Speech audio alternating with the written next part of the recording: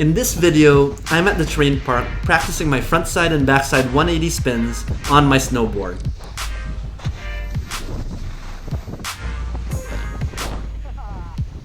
The terrain park's a great place to practice these 180-degree spins because there are a lot of features that you can use to practice them. You want to start out small, so I usually try to start out on the flat ground first and then try some of the small side hits or the hip jumps and the knuckles, trying all these different features at different speeds.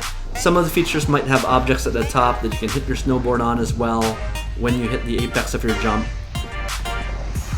The idea is to try to just repeat these features over and over again to try to get the muscle memory and the confidence so that you can do these spins with more speed and more height and eventually try to hit some of the larger features and possibly some of the jumps.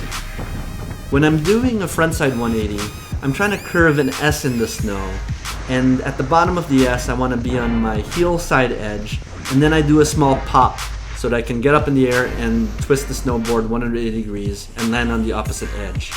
To do a backside 180, it's the opposite. I curve the S in the snow, and at the bottom of the S, I have my toe side into the snow and try to jump up with a small pop and then curve my 180 degrees in the air, my snowboard in the air again, landing on the opposite edge. Here there's a small half pipe, and I try some 180s here.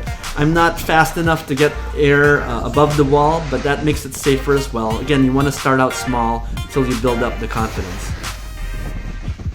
At the edge of the terrain park, there's this nice wall where you can hit, and you get a lot of air. It's a lot of fun to hit. I try to hit it with as much speed as possible and hit it straight. And then at the tail, where I hit my snowboard on the wall, I try to spin the 180 and then land with my leading foot again, and then finish up the terrain park. At the end, you want to just get back up and try to hit the terrain park again. Again, hitting these features over and over and over again to build the muscle memory and the confidence to get more speed and height. This year, I've got a new snowboard. It's a Burton Custom X Flying V.